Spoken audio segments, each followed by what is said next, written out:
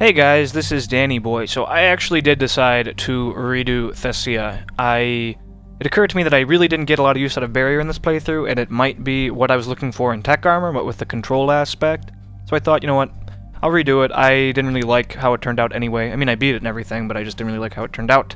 And I'll do it as a melee Sentinel. Again, I'll be using the Talon, same party members, and I did respec. I'll show you guys my spec real quick there. And all in all, I just did not get a lot of opportunities to get into people's faces. And not only that, I really find Barrier to be inferior to Tech Armor in Mass Effect 2. Tech Armor in Mass Effect 2, you know, it had a larger radius and it also knocked enemies down. Barrier doesn't knock enemies down, it lifts them, but it doesn't lift them up, it sends them shooting outward away from you.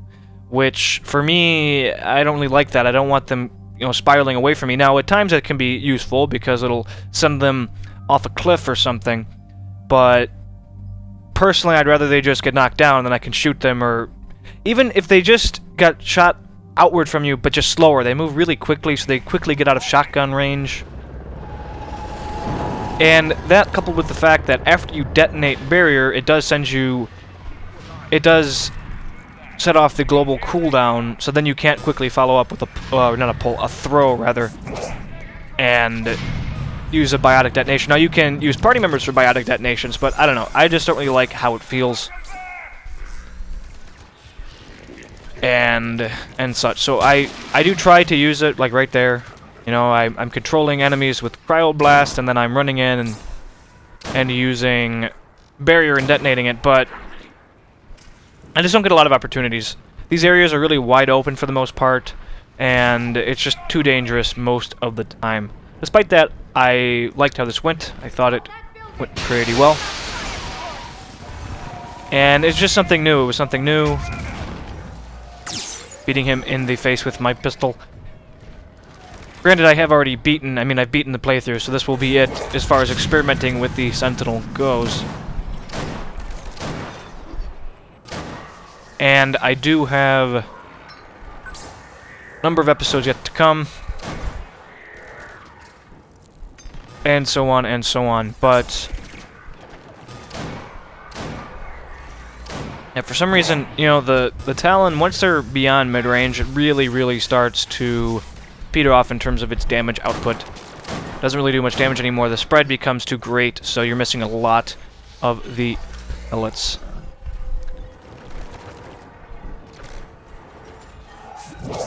But yeah, I do have a lot more work to do on the Sentinel playthrough, just finishing it up, getting it ready to go for you guys.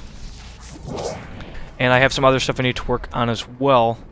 I was really tired yesterday. I knocked out around 9 commentaries and then went to work, and man, that did not... That was not fun. That sucked. I need to not do that. It's a bit too much, I think, for me. But I might wind up doing the exact same thing today, so I don't know. We'll see what happens.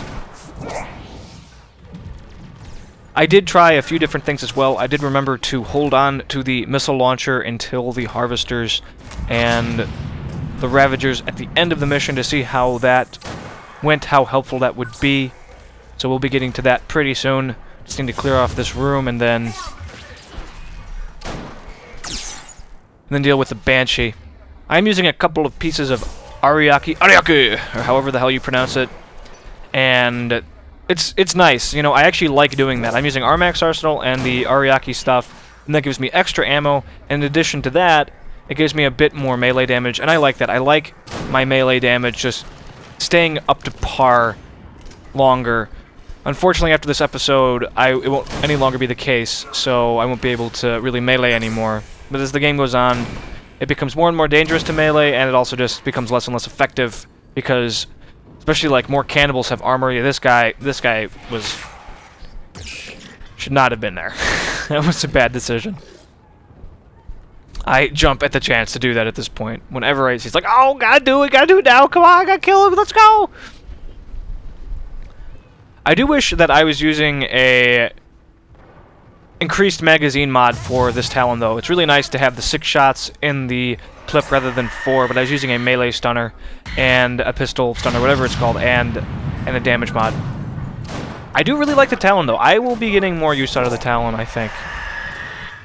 Not on the Sentinel, but on other classes. I'll definitely be using it on Soldier when the time comes. I'll probably use it on the Infiltrator quite a bit, actually, if I go for more of a shotgun Infiltrator sort of thing. As long as you sight it, it's really good.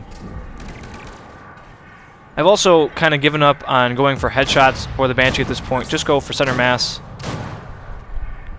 Well, eventually that will happen, I think.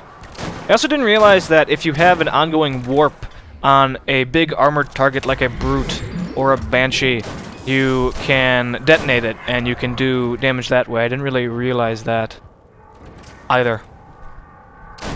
Another independent, I believe to be independent game, also just came out called, I think it's Swords and Sorcery or something or another. I'm not quite sure what it is, but it's being really well reviewed, and it seems to be maybe an adventure game. I don't know, it's very retro looking, so I would really like to play that as well. And it's on PC, but I'm not going to be able to because I don't have the time. That sucks. Another game. Once Diablo 3 is over, assuming there's a nice pause between that and... well, I don't know. I don't know when Torchlight 2 is going to come out. That's another thing I want to play. That's independent, though, technically. Runic Games. At least I think they're still independent. Ran out of ammo here, so I resurrected my party members just to quickly finish off the Banshee, so we could move on. So many games to play and just no time because of Diablo 3. It's going to be very time-consuming, that game. And you know, it's funny, because I think I briefly mentioned in a previous episode that I wasn't actually that hyped about Diablo 3. I'm not really that hyped about it. I mean, I am, but first impressions were not very good for that game. If you actually, for some reason, want to look at my beta commentaries for just a patch and beta that I recorded and talked about it, I mean, it was so easy and simplistic, and a lot of stuff had been watered down, and some systems I just didn't like, and I don't know. First impressions are really, really important for a game, and Blizzard's thing is just, well, play the game longer, you'll like it, blah. And that's not a good design philosophy. For a game, you want the very first hour to be incredible. Even if it's the best part of the game, you want it to be incredible, because that's the footage you generally show in demos, and whatever, and that's just, you know, first impressions are incredibly important. A lot of people, if they don't like the first hour, they'll just won't play the game. Now, granted, once Blizzard has your money, they have your money, so they don't really care, you know. They know that just their pedigree and the fact that people have been waiting for so long for it, they'll buy it regardless. They won't even look at reviews or anything. They're just going to buy it. And then I've read, well, it's just the vocal minority that are complaining. It's the vocal minority, and I don't know. I think there is quite a significant number of people that are complaining, and I think a lot of the complaints are justified. Myself, but what do I know? I will be playing it regardless. Already pre-ordered it, they have my money. Sucks, but I've been waiting way too long to not give it a run for my money. Even after playing the beta. We'll see. Frankly, they've made so many wacky decisions lately that it really I wouldn't mind it if maybe they changed their philosophy a bit after Diablo 3, depending on how things go. We'll see how the media reacts. But yeah, I didn't pick up the Widow here. And I didn't want to snipe here. I wanted to stick with the Talon. I wanted to try to get more use out of Barrier if I could. It just, I don't even think to do it a lot of the time as well, even when there is an opportunity. A lot of the time, you know, if I'm just facing an individual guy, and that's often what happens when I'm trying to melee, I flank, and I just run across one guy. Well, I'm not going to bother detonating Barrier in that instance. I'm going to just have a melee him, or regular melee him, or cryoblast him, or anything else, because when you detonate it, it sends them flying away from you, and that doesn't help me. Unless there's a big open area that they can fly into and just die, it doesn't help me. So here I am conserving the missile launcher, the Hydra missile launcher. I'm going to kill the Banshee without. I feel confident that I'll have no problem in doing so. I mean, it is just one Banshee. It's not a big deal. If you just back up and break line of sight on all of her, well, backup, I don't really need to use it. Plus, I'm using a Talon, which works great against killing Banshees. It does do a lot of damage per shot. I'm just keeping my distance, making sure that I'm out of range of her big explosion thing, her whale. And if she does shoot a warp at me, I can just duck behind cover really quick.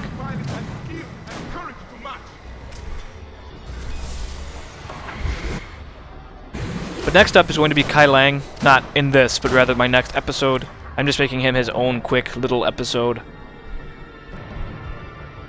because this was long enough. I got tangled in my headset cord there, I think, for a second.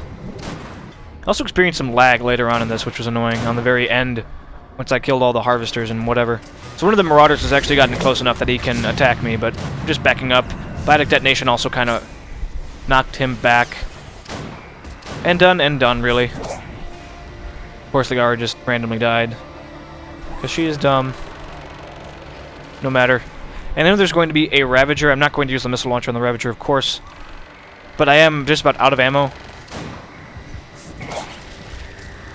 So I'm going to try to move into position, because I know there's ammo further up ahead. I'm going to try to move into position to pick it up, if I can. And I will, because I don't want this to take forever. I'm actually moving my party members in to just absorb blows, even, if it comes to it. So yeah, you know, I am really big into indie games. I love independent games. I hate that I'm not having the opportunity to play them right now. Especially since I mean, these are both AAA titles. This and then Diablo 3 will be AAA, or both AAA titles. I like to support independent developers with my monies, if I can. If the game is good, I don't just buy crap. But the vast majority of independent games that I have played have been really, really good. Which is amazing, considered, you know, they're often made by just a handful of people, sometimes individuals, just over long periods of time. That's the thing, you know, AAA developers need to just squeeze out a new game every few years at this point, or their investors just won't be happy for how much they invest into them. You know, AAA titles are getting more and more expensive to produce. We're getting into the, you know, tens of millions, surpassing over $100 million in some cases. And that's a lot of money and a lot of capital. They don't have the luxury of taking years and years anymore. Whereas a lot of independent developers work on their games for, you know, years and years and years until... But a lot of that is just because it's not, you know, they have a day job and they just don't have the resources and they're working by themselves. Though I suppose it did take years and years and years for Diablo 3 to come out. But a big part of that was Blizzard North was liquidated and they had to start over. Those guys, a lot of the guys in Blizzard North being now members of Runic Games and producing Torchlight 2.